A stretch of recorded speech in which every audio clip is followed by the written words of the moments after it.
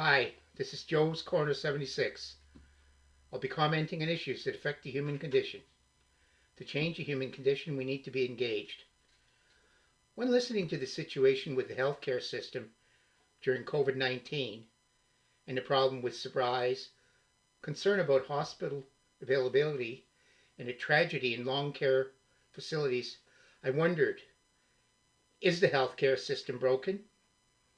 Health is a provincial responsibility, so the major responsibility for funding rests on these governments. The federal government contributes, but the provinces bear the majority of the costs. Healthcare is the largest single budget item for every province in Canada, with ranges of 34% in Quebec, 44.6% in Nova Scotia, and 41% in Ontario, for examples.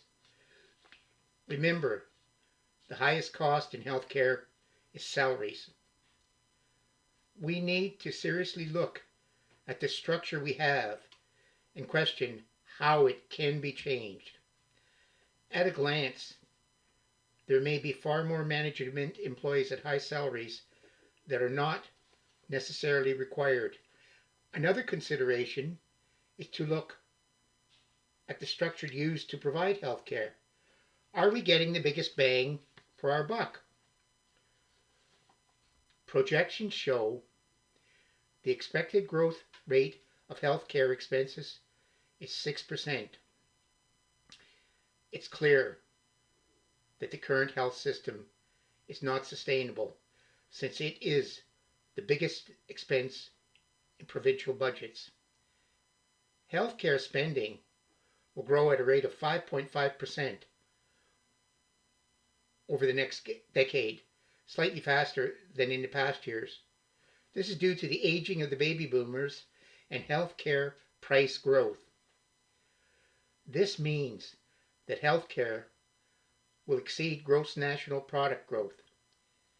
Healthcare's share of GDP will rise from 17.9% in 2017 to 19.4% in 2027. This is unsustainable. And if prices are not controlled, other social programs will suffer.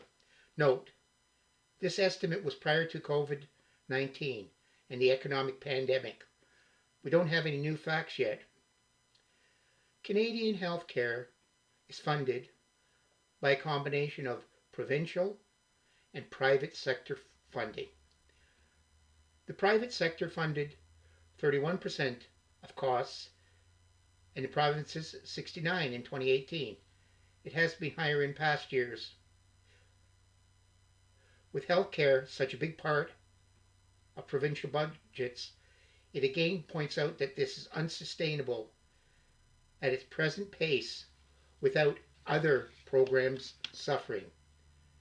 Remember, the majority of funding comes from taxpayers, and our tax burden is already high.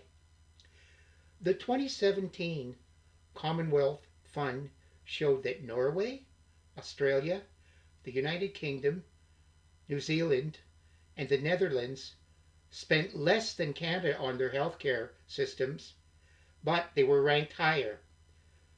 We should look at what they're doing. What is the quality of other countries' care versus ours? Why don't we look at the waiting times in Canada versus some other countries? Canadians will wait longer in emergency wards, longer than people in other countries with publicly funded healthcare systems. 27% of Canadians waited more than 4 hours in emergency rooms, compared with 1% in the Netherlands and 5% in the United Kingdom. Waiting for treatment has become a defining characteristic of Canadian healthcare. The Fraser Institute has documented the waiting times for visits to specialists and diagnostic and surgical procedures in Canada. Specialist physicians who were surveyed reported a median wait time of 20.9 weeks between referral from a general practitioner and receipt of treatment.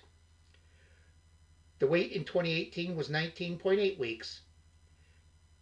This year's wait is just shy of the longest record of 21.7 weeks in 2017, and it's 124% higher than wait time of 9.3 weeks in 1993. What can be done? As seen in many countries with universal health care systems, it is possible to have timely care waits that are avoidable by paying more for better services and citizens not tolerating longer waits. The Wait Time Alliance called for a charter of rights and responsibilities that includes wait time guarantees. For example, access to a member of their primary care team, like a family doctor or nurse, within 48 hours. Finland and Scotland have charter wait times. Finland and Denmark have enforceable wait time guarantees. Emergency wards are crowded because of the high number of seniors who have chronic diseases and dementias who are waiting to get a residential bed. More beds have to be made available to alleviate this problem. And they need to be put in other facilities. Look at our aging population, and in light of the disaster that occurred in long-term care facilities, we know that we were not prepared for an aging population, and there was no long-term strategy put in place to anticipate this. What needs to be done in the future? More long-term care beds need to be built. Those with chronic health conditions and dementia, we just can't keep trying to tie them up in hospital beds. They need other facilities. In Nordic countries, both the federal governments, regions, and cities are responsible for the welfare of the elderly. The federal government provides a budget for each area. Local leaders set policies to meet the needs of the community. Generally, coverage is through an institutionalized setting. Care is provided in either special institutions or at home. The current policy is to allow patients to stay at home for as long as possible. This is done through a healthcare network that provides the necessary services to sustain the model. Although in Canada healthcare is provided, responsibility is apparent. It's apparent from the cost point of view. It's cheaper to keep an older person in their home with some services, support services, than in a nursing home. This needs to be on the table in the review of long-term care. Should private health care be part of our system? With the average wait of 20.9 weeks to see a specialist from the time your GP refers you to the time you get treatment, you can bet with all of this, surgeries delayed to COVID-19 will be even longer. It is clear that something needs to be done. We could allow people with the financial means to pay for their own procedures, such as hip and joint replacement, by purchasing private insurance.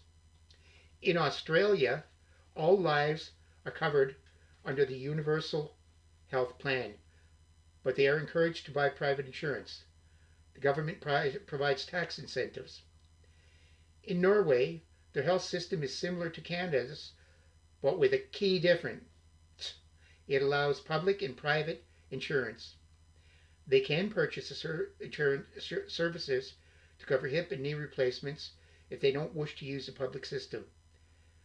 As of 2016, nearly 10% of Norwegians were covered under private insurance.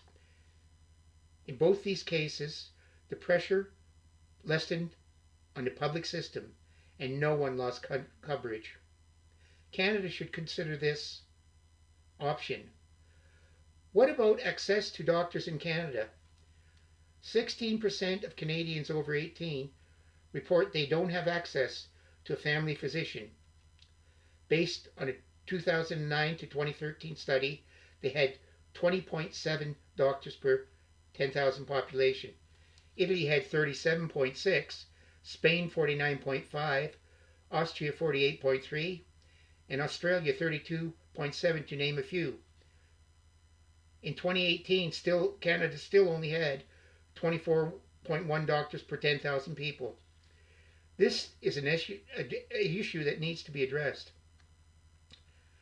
Do we have the same level of care across Canada, even though health is a provincial jurisdiction? Well, federal legislation proposed a universal plan for all Canadians.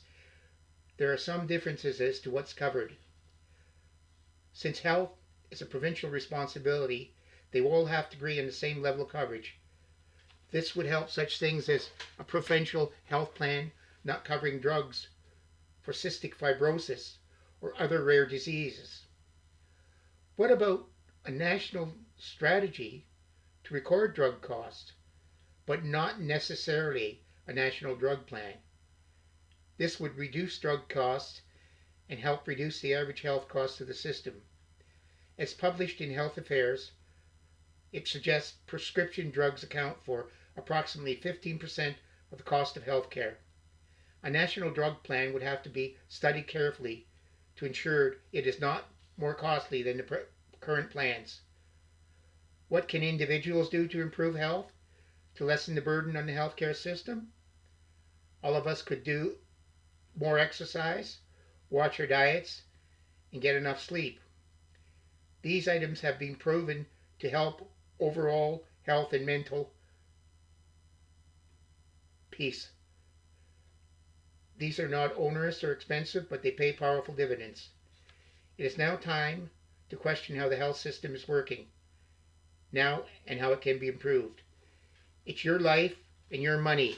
You can hear me now on Anchor FM, Spotify, Breaker, Google Podcast, Apple Podcast, and YouTube at Joe's Corner. I would like to hear from you. At Joe's Corner 76.